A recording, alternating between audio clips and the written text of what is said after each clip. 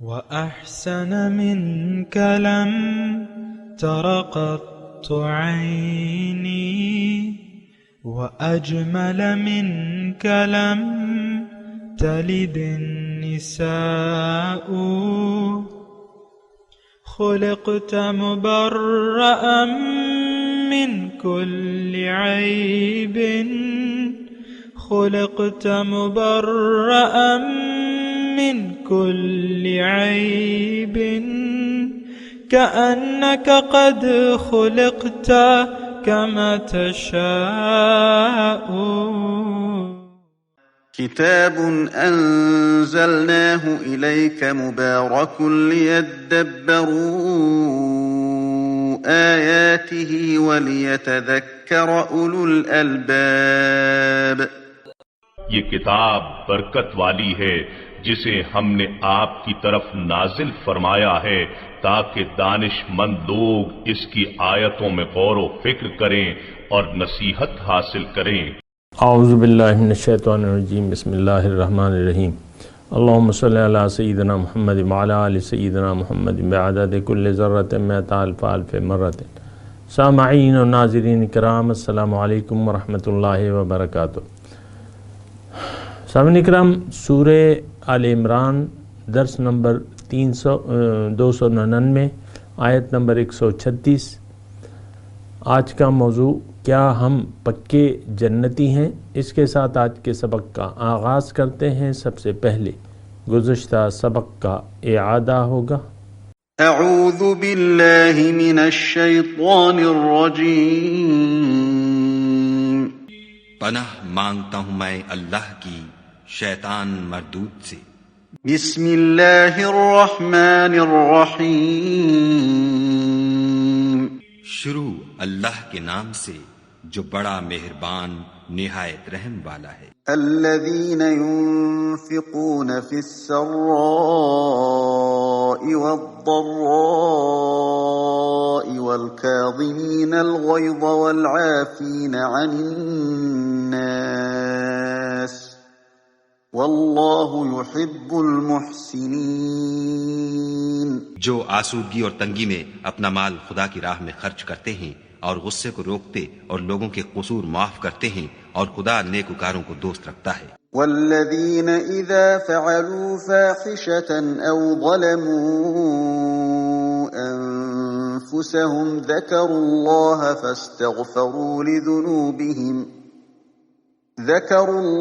فاستغفروا لذنوبهم ومن يغفر الذنوب الا اللہ ولم يصروا على ما فعلوا وهم يعلمون، اور وہ کہ جب کوئی کھلا گناہ یا اپنے حق میں کوئی اور برائی کر بیٹھتے ہیں تو خدا کو یاد کرتے اور اپنے گناہوں کی بخشش مانگتے ہیں، اور خدا کے سوا گناہ بخش بھی کون سکتا ہے، اور جان بوجھ کر اپنے افعال پر اڑے نہیں رہتے۔ سامعین کرام، گزشتہ سبق میں تھوڑا سا مضمون رہتا تھا آیت نمبر 135 میں، وَلَمْ يُصِرُّوا عَلَى مَا فَعَلُوا وَهُمْ يَعْلَمُونَ، کہ یہ لوگ جو گناہ ہو جائے اس پر اصرار نہیں کرتے۔ دیکھیں، یہ بہت اہم بات ہے۔ مومن سے غلطی گناہ کا صدور ممکن ہے، کیونکہ گناہوں سے پاک صرف پیغمبران کرام کی ذات ہوتی ہے۔ یہ ہمارا عقائد کا مسئلہ ہے۔ پیغمبر ہر قسم کی کوتاہی غلطی سے پاک ہوتا ہے۔ دوسرے انسان میں، یعنی اس کے علاوہ جو انسان ہے تو اس میں گنجائش ہوتی ہے غلطی کی، گناہ کی، لیکن جب انسان اللہ تعالیٰ کو اپنی منزل بنا لیتا ہے اور اللہ کے راستے پر چل پڑتا ہے اور صفت تقوی اختیار کر لیتا ہے، یعنی زندگی مکمل احتیاط کے ساتھ گزارتا ہے، تو اس میں یہ بات ممکن نہیں ہے کہ وہ ایک گناہ پر اصرار شروع کر دے۔ یہ بات ذرا نوٹ کر لیں اپنے پاس۔ گناہ پر اصرار شروع کر دیا، یعنی جانتے بوجھتے ایک غلط کام آپ کر رہے ہیں اور پھر اس پر مصر ہیں کہ میں نے یہ کرنا ہے اور کرتا رہوں گا، تو یہ شیطانی صفت ہے۔ شیطان نے ایک غلطی کی اور پھر اس پر اصرار کیا، اڑ گیا، تکبر اسے ہی کہتے ہیں۔ تو پھر یہ بات جو ہے یہ کہیں اور چلی جاتی ہے، یعنی انسان مومنانہ صفات سے محروم ہو جاتا ہے۔ مومنانہ صفات کیا ہے؟ وَلَمْ يُصِرُّوا عَلَى مَا فَعَلُوا وَهُمْ يَعْلَمُونَ، یہ لوگ گناہ پہ اصرار نہیں کرتے، اور گناہ پر اصرار کرنے والا شیطان کا پیروکار ہے۔ یہ بات ذرا نوٹ کر لیں۔ آج اگر ہم دیکھیں آج کل کے حالات کے حساب سے تو صورتحال بڑی ہی ناگفتبے ہے، اور ہم لوگ یعنی ہم لوگوں کی تو وہ کہتے ہیں نا آوے کا آوا ہی بگڑا ہوا ہے۔ زبانی طور پہ ہم مسلمان کہلاتے ہیں، لیکن حقیقت میں ہم نے نہ اسلام کو سمجھا ہے، نہ سمجھنے کے لیے تیار ہیں، نہ اس کو قبول کیا ہے دیکھ بھال کے ہوش و خیرت سے، اور نہ قبول کرنے کے لیے تیار ہے۔ ہم لوگ تو ہمارا دل دنیا کی محبت میں گرفتار ہے، بجائے اللہ کی محبت میں ہونے کے یہ دنیا کی محبت میں گرفتار ہو گیا ہے۔ یہ اب آپ نے خود سوچنا ہے کہ ایسا کیوں ہے۔ بہرحال ایسا ہے۔ تو ان حالات میں جو ہے جب آپ اسلام کو قبول کرنے کے لیے ہی تیار نہیں ہیں، حقیقی طور پہ، عملی طور پہ، جب اللہ کو آپ منزل بنانے کے لیے تیار نہیں ہیں، تو آپ کے نامہ اعمال میں کوئی اچھائی نہیں ہے۔ یہ بات نوٹ کر لیں، کیونکہ اچھائی کا تعلق براہ راست اللہ تعالیٰ پر ایمان سے ہے، یقین سے ہے، کہ آپ یقین کر لیں اپنے اوپر، اپنے مقصود پر ایمان لے آئیں، اور مقصود کے لیے زندگی گزارنے کا عزم کر دیں، اور پیغمبر صلی اللہ علیہ وسلم کے طریقے کے مطابق زندگی گزارنے لگے۔ اب آپ ایمان والے ہیں، اب آپ یعنی آپ سے گناہ کا صدور ممکن تو ہے، لیکن آپ وہ نہیں ہیں کہ گناہوں پر اصرار کرنے والوں میں سے ہوں۔ وَلَمْ يُصِرُّوا عَلَى مَا فَعَلُوا وَهُمْ يَعْلَمُونَ۔ بہرحال یہ تھوڑی سی بات رہتی تھی۔ آج کا جو سبق ہے، اولئک جزاؤہم مغفرۃ من ربہم، ان کی جزا کیا ہے؟ یعنی چلے پہلے میں ترجمہ تھوڑا سا پڑھ لوں۔ اولئک جزاؤہم مغفرۃ، ان کا بدلہ مغفرت ہے، بخشش، من ربہم، ان کے رب کی طرف سے، وجنات تجری من تحتہا الانہار، اور باغات ہیں جس کے ضمن میں نہریں بہہ رہی ہوں گی، خالدین فیہا، ہمیشہ اس میں رہیں گے، ونعم اجر العاملین، اور بہت اچھا بدلہ ہے عمل کرنے والوں کا۔ آج کا جو سبق ہے سامعین اکرام، یہ یعنی جو روش یا روش مومنانہ جن لوگوں نے اختیار کر لی اور دنیا میں کمال احتیاط سے کام لیا، ان کا اب بدلہ جنت کے علاوہ کچھ بھی نہیں ہے۔ جنت کیا ہے؟ آپ کو میں نے بتایا ہے کہ جنت میں ہمارا مقصود ہے، جنت میں اللہ کی ملاقات، اللہ کا دیدار اور اللہ کا تقرب ہمیں میسر ہوگا، اور اس کا تو بیان مشکل ہے، لیکن اللہ تعالیٰ نے تھوڑا سا ظاہری طور پہ جو چیزیں ہماری سامنے ہیں اس میں سے باغات ہیں، یعنی باغات یعنی آپ کا ایک بہت بڑا باغ ہو اور اس میں آپ کا ایک گھر بھی ہو، اور ہر قسم کے اس میں میوے ہوں، پھول ہوں، کیاریاں ہوں، مختلف گلاب کے، اور نہریں بہہ رہی ہوں، چشمے جاری ہوں، تو میرے خیال سے آپ کو یہاں بھی پسند آئے گا۔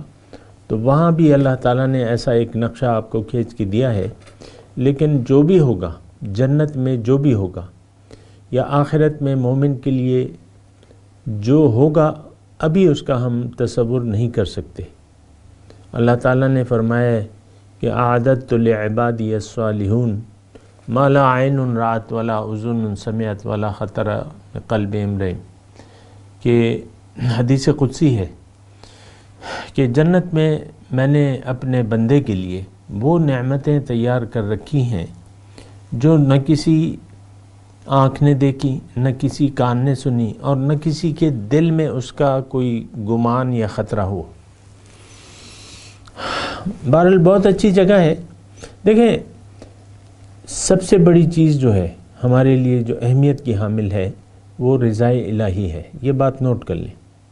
جنت تو ایک اجر ہے جو اللہ تعالی ہمیں اپنے فضل سے دے گا، لیکن ہمارا بحیثیت انسان ہمارا فرض بنتا ہے کہ رب کو راضی رکھنے کی کوشش کریں اور راضی کر لیں۔ یہ دونوں یعنی درجے ہیں کہ آپ زندگی رب کی رضا کی خاطر گزاریں اور رب کو راضی کر لیں، اور پھر ایک ایسی سٹیج آتی ہے کہ اللہ تعالیٰ اس کو اپنے خاص جنت میں داخل کر لیتا ہے۔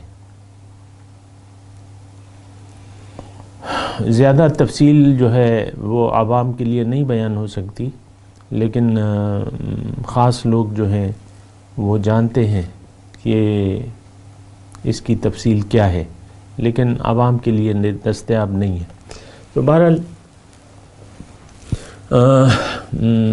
جنت کا میں تذکرہ کر رہا ہوں۔ جنت اللہ تعالیٰ آپ کو فضل سے دے گا، اور اللہ کی بندگی یہ حق ہے، آپ کا حق ہے۔ جیسے کہ آپ حق ہوتا ہے، کوئی مثال کے طور پہ کوئی آپ کے پاس امانت رکھوائے، تھوڑی سی یہ مثال ذرا توجہ سے سنیں۔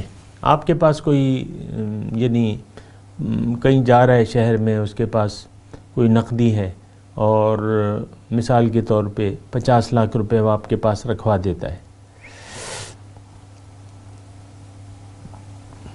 کتنے؟ 50 لاکھ، اور آپ وہ لے لیتے ہیں۔ اب وہ آپ ایک لفافے میں بند کر کے سر بمہر کر کے ایک خفیہ جگہ پہ رکھ دیتے ہیں۔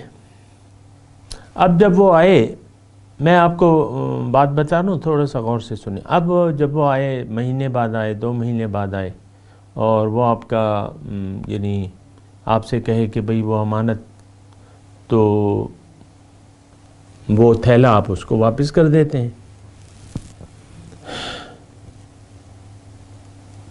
تو اب یہ ہے نا کہ آپ اس سے کسی اجر کے، کسی انعام کے طلبگار ہوں گے۔ جس نے آپ کے پاس امانت رکھوائی تھی، کیا آپ اس سے کچھ، یار مجھے اب کچھ دے دو، کچھ انعام دے دو، کچھ اجر دے دو، کچھ تحفہ دو، آپ مانگیں گے اس سے؟ وہ تو ایک امانت تھی، آپ کے پاس رکھوائی، آپ نے ایز اٹ از اس کے حوالے کر دی۔ تو اس میں اجر وغیرہ کا کیا تعلق ہے؟ بتائیے آپ مجھے۔ ایک امانت ہے، کسی نے رکھوائی ہے آپ کے پاس، آپ نے اس کو واپس کر دی مانگنے پر۔ تو دیکھیں، اس طرح کا کوئی معاملہ ہے ہمارا اور رب کے درمیان۔ اللہ تعالیٰ نے ہمارے پاس جو کچھ بھی ہے وہ اللہ تعالیٰ کا ہے، اور یہ امانت ہے، ہم اس کے مالک نہیں ہیں، ہم اس کے مالک نہیں ہیں۔ اب مالک نہیں ہے تو اس میں تصرف تو ہمارا اختیاری نہیں ہے۔ اب رب ہمیں کہتا ہے کہ تم یہ جو میں نے امانت تمہارے پاس رکھوائی ہے، اس میں تم اپنا تصرف نہ کرو۔ اور میں تھوڑا سا وضاحت بھی کر دوں اس یعنی جو میں بیان کر رہا ہوں۔ دیکھیں، امانت کیا ہے ہمارے پاس؟ مال و جان وغیرہ جو کچھ بھی ہے ہمارے پاس، یہ ایک امانت کے طور پہ ہے۔ امانت یہ کس کی ہے؟ مالک کون ہے؟ اللہ۔ رکھوائی بھی اس نے ہمیں، ہمارے پاس ایک امانت کے طور پہ رکھوائی ہے۔ پھر اس کا مطالبہ یہ ہے کہ اس میں تم اپنا تصرف نہ کرنا، بس یہ امانت ہے۔ امانت سمجھو، میں تمہیں بتاؤں گا۔ سبحان اللہ۔ اہبطوا منہا فإما یأتینکم منی ھدی فمن تبع ھدای فلا خوف علیہم ولا ھم یحزنون۔ جب آدم کو حکم دیا جا رہا تھا زمین پہ آنے کا، تو ان الفاظ سے سورہ بقرہ میں ہم نے پڑھا ہوا ہے، اہبطوا منہا، جاؤ یہاں سے، جاؤ دنیا میں جاؤ، اور وہاں میں تمہیں یعنی جو کچھ دوں گا اس کے استعمال کی ہدایت بھی دوں گا. تھوڑا سا میں نے ترجمہ نہیں کر رہا، تھوڑا سا اصطلاحی ترجمہ کر رہا ہوں. اے انسان تم جاؤ دنیا میں، تمہیں میں جو کچھ بھی دوں گا وہ امانت ہوگی، وہ یعنی زندگی امانت ہے، سب کچھ امانت ہوگی، مال امانت ہے، جو کچھ بھی میں تمہیں دوں گا اس کا مالک تو میں ہوں گا. لیکن تمہیں میں یہ کہہ رہا ہوں کہ تم اس میں اپنا تصرف نہ کرنا، اپنی مرضی سے زندگی نہ گزارنا، اور زندگی میں جو کچھ بھی میں نے دیا ہے تمہیں اس میں تم اپنا تصرف نہ کرنا، اپنی مرضی نہ کرنا، میں تمہیں بتاؤں گا. اب ظاہر ہے کہ انسان کو اللہ تعالیٰ نے زندگی دی تو اب اس کو زندگی گزارنی بھی تو ہے، اور بہت سے کام ہیں، بتیرے کام ہیں جو اس نے کرنے ہیں. آپ دیکھ لیں اپنی زندگی کے جو ہمارا سرکل چل رہا ہے تو اس کو آپ دیکھ لیں، تو اس نے زندگی تو یعنی بہرحال گزارنی ہے. تو اب اللہ تعالیٰ نے پھر اس کے لیے ہدایت کی کہ بھئی میں تمہیں بتاؤں گا. فَإِمَّا يَأْتِيَنَّكُم مِّنِّي هُدًى فَمَن تَبِعَ هُدَايَ، جو ان ہدایات کے مطابق زندگی گزار لے گا، اپنی مرضی نہیں کرے گا، تو فلا خوف علیہم ولا ہم یحزنون، ان پر کوئی خوف و غم نہیں ہوگا. والذین کذبوا کفروا وکذبوا بآیاتنا، وہ لوگ جنہوں نے زندگی میں اپنی مرضی چلائی، یہ لوگ دوزخ میں داخل ہوں گے اور ہمیشہ اس میں رہیں گے. اب یہ مضمون اس کو آپ دیکھ لیں، اور آج ہم اپنی زندگی کو کر دیکھیں تو اس کو تو ایک تو ہم نے اپنے آپ کو مالک سمجھ لیا ہے. کیا مالک؟ اور پھر جب مالک آپ سمجھ لیتے تو پھر اپنا تصرف کرتے ہیں کہ بھئی میں نے یہ میری مرضی ہوگی، my life and my style. آپ کہتے ہیں نا میرا جسم میری مرضی، یہ بھی آپ کہتے ہیں.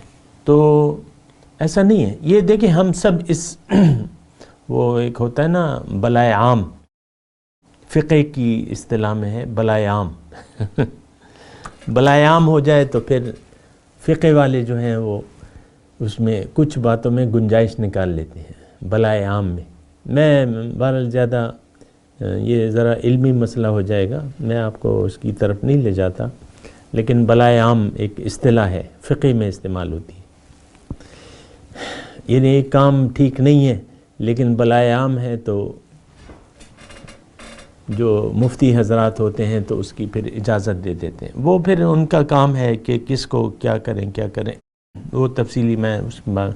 لیکن یہ ایک بلائے عام ہے، لیکن اس کی اجازت نہیں دی جا سکتی. یعنی اس طرز عمل میں اور ایسے خیال اور ایسی زندگی ہم گزار رہے ہیں کہ جو اپنی مرضی کی زندگی ہے، اور یہ ایک بلائے عام ہے. یہ کسی گھر میں بیٹھی ہوئی خاتون خانہ اور صرف اس کے میاں تک محدود نہیں ہے.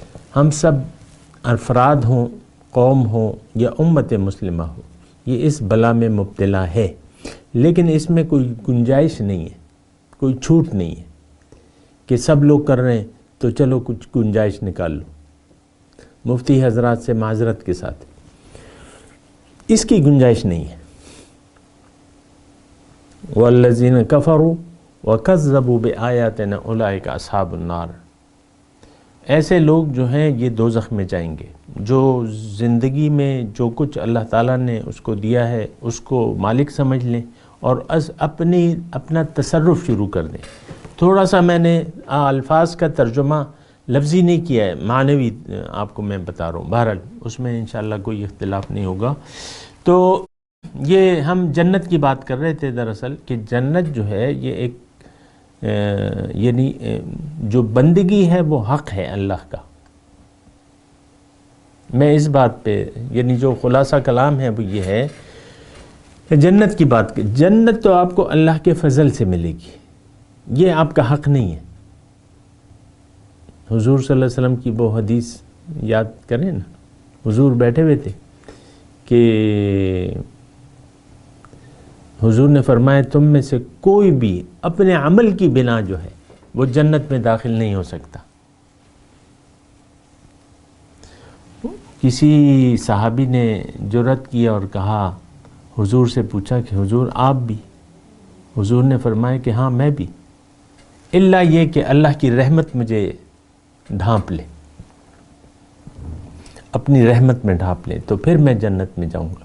تو بہرحال یہ ایک بات ذرا نوٹ کر لیں، ہم اصل میں احسان یمنون علیک ان اسلموا، بعض لوگ جو ہیں نیک کام کر کے جتلاتے ہیں، یعنی الفاظ سے اگر نہ بھی جتلائیں تو یہ شیطان جو ہے نا، یہ بڑا دشمن ہے ہمارے یعنی یہ ہمارے خیال میں نفس و شیطان ہے نا، یہ ایسی قوتیں ہوتی ہیں، خود نمائی، خود ستائی، یہ جو ہے ہمیں ڈال دیتے ہیں، اور پھر انسان کہتا ہے کہ یار میں تو بڑا نیک اور پارسا اور پاک باز ہو گیا ہوں، تو یہاں سے اس کی بربادی کا پھر آغاز ہو جاتا ہے۔ اللہ تعالیٰ کو یہ چیز پسند نہیں ہے، عاجزی، تضرع، یہ اللہ تعالیٰ کو پسند ہے، عاجزی۔ وہ شاعر نے کہا بھی ہے نا کہ خود نمائی تو نہیں شیوے ارباب وفا، جن کو جلنا ہے وہ آرام سے جل جاتے ہیں۔ خود نمائی تو نہیں شیوے ارباب وفا، جن کو جلنا ہے وہ آرام سے جل جاتے ہیں۔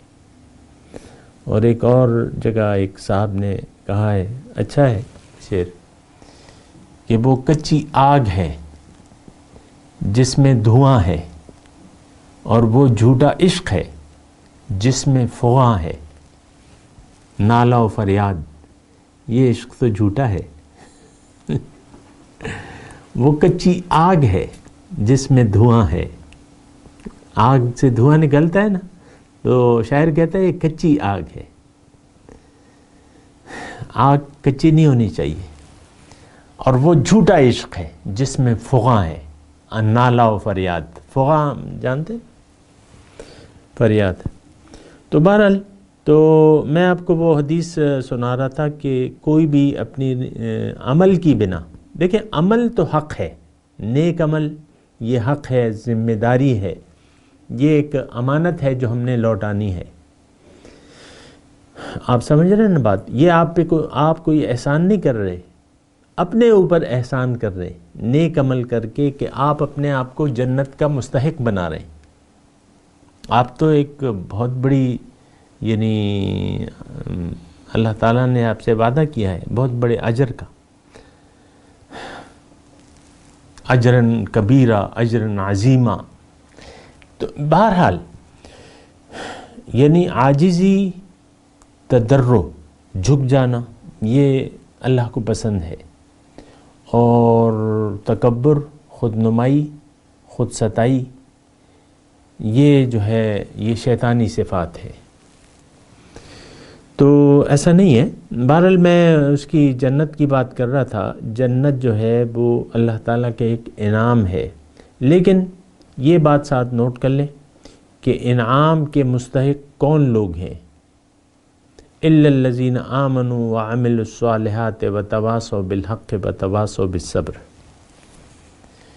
جو لوگ ایمان لائے، عمل صالح کیے، نیکی کی تلقین کی، صبر پہ قائم رہنے کی تلقین کرتے رہے، یہ لوگ جو ہیں یہ پھر مستحق ہو جاتے ہیں۔ دیکھیں جنت اور دوزخ، جنت انعام ہے، دوزخ سزا ہے۔ اب اعمال، اگر آپ نے مثال کے طور پہ ایک شخص نے انکار کر دیا رب کی بندگی سے، تو وہ تو 100 سال اپنی مرضی سے گزار لے گا زیادہ سے زیادہ، اب دوزخ میں تو وہ ہمیشہ کے لیے جلے گا۔ اب یہ سوال یہ پیدا ہوتا ہے کہ ایسا کیوں؟ بھئی انصاف تو یہ ہے کہ 100 سال اس نے نافرمانی کی، 100 سال کی سزا بھگت لے وہ، لیکن نہیں، ایسا نہیں ہے۔ یہ ایسا ہے کہ جب آپ ایک چیز یعنی آپ اپنی زندگی کو جب بے مقصد سمجھ لیتے ہیں اور بے مقصد گزار دیتے ہیں تو آپ پھر ردی کی ٹوکری کے قابل ہوتے ہیں، اور اللہ کی ردی کی ٹوکری جو ہے وہ جہنم ہے۔ تو بس یہاں بھی ہوتا ہے، دیکھیں آپ سے یعنی جو سامان ضائع ہو جائے، گلاس ٹوٹ جائے، پیالی ٹوٹ جائے، تو وہ چلا جاتا ہے کباڑ میں، ٹوکری میں، اور وہ پھر وہ پڑا رہتا ہے وہاں۔ جو چیز اپنا کام نہیں کرتی یہاں بھی، تو اس کو آپ ضائع کر دیتے ہیں اور ڈسٹ بن میں ڈال دیتے ہیں۔ ڈسٹ بن جو ہے وہ اللہ تعالیٰ کا دوزخ ہے۔ ڈسٹ بن میں پڑے رہیں گے تو وہاں تو پھر یعنی آپ نے تو آپ کا تو ایمان باللہ ہی نہیں تھا، تو پھر آپ ڈسٹ بن کے مستحق ہیں، اور وہ ڈسٹ بن ایسا ہے کہ بس وہاں آپ پڑے رہیں گے، زندگی تو ختم نہیں ہوگی، خالدین فیہا ابدا، ہمیشہ اس میں رہیں گے۔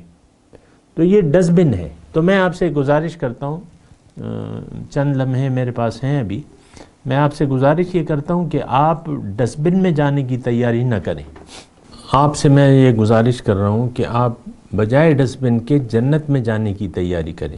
آپ رب کو راضی کریں بجائے رب کو ناراض کرنے کے۔ اس وقت ہم جو زندگی گزار رہے ہیں من حیث القوم یا افراد، تو یہ اللہ تعالیٰ کی رضا، اس کی خوشنودی ہمارے پیش نظر ہی نہیں ہے۔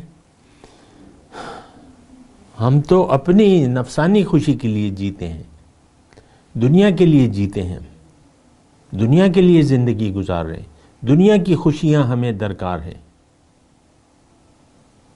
یہ بات غلط ہے، اور ایسا سوچنا بھی غلط ہے کہ آپ دنیا کے لیے زندگی گزارنا شروع کر دیں۔ اور بات یہ ہے کہ اصل جو مقام ہے ہمارا وہ جنت ہے۔ لیکن میں آپ کو یہ کہہ رہا ہوں، یعنی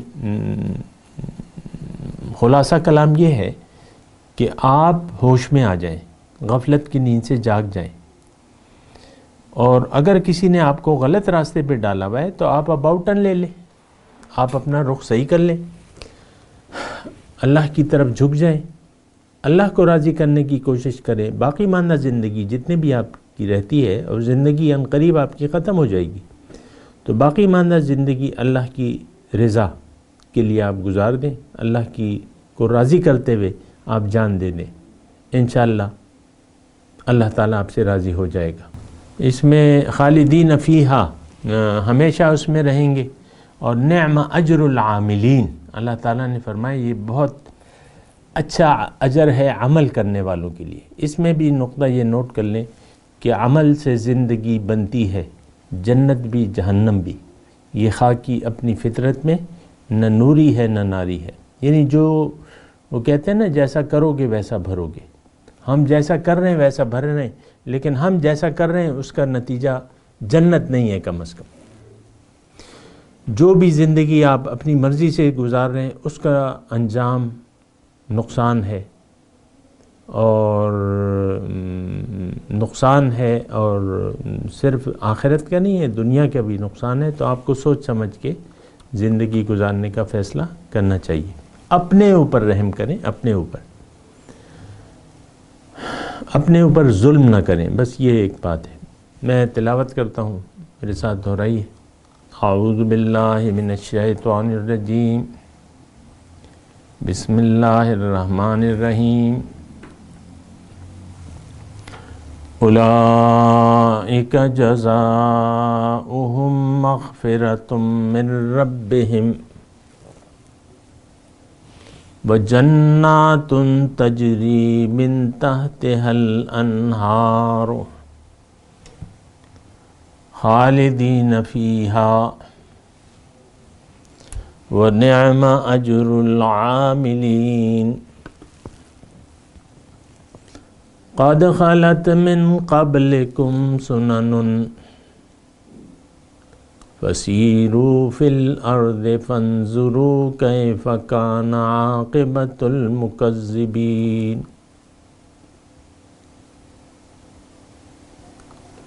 اچھا بہرحال ایک ہی آیت ہم نے پڑھی ہے 136، ترجمہ سنا دیں. اولئک جزاؤہم مغفرۃ من ربہم، ان کے لیے یعنی جو یہ مومنانہ صفات رکھتے ہیں ان کا بدلہ جو ہے بخشش ہے ان کے رب کی طرف سے. وجنات تجری من تحتها الانہار، اور باغات ہیں جس کے ضمن میں نہریں بہہ رہی ہوں گی، ہمیشہ اس میں رہیں گے. بنعم اجر العاملین، اور بہت اچھا عمل ہے، اجر ہے عمل کرنے والوں کے لیے. اب ان آیت کی تلاوت اور ترجمہ. اعوذ باللہ من الشیطان الرجیم. پناہ مانگتا ہوں میں اللہ کی شیطان مردود سے. بسم اللہ الرحمن الرحیم. شروع اللہ کے نام سے جو بڑا مہربان نہایت رحم والا ہے. اولئک جزاؤہم مغفرۃ من ربہم وجنات تجری من تحتها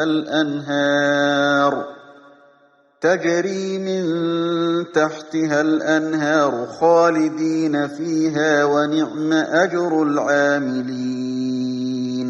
ایسے ہی لوگوں کا صلہ پروردگار کی طرف سے بخشش اور باغ ہیں جن کے نیچے نہریں بہہ رہی ہیں اور وہ ان میں ہمیشہ بستے رہیں گے، اور اچھے کام کرنے والوں کا بدلہ بہت اچھا ہے. سامعین کرام، اس کے ساتھ آج کے درس کا وقت اختتام کو پہنچا. اگلے درس میں انشاءاللہ ملاقات ہوگی. وآخر دعوانا ان الحمدللہ رب العالمین. مولاي صل وسلم دائما أبدا على حبيبك خير الخلق كلهم.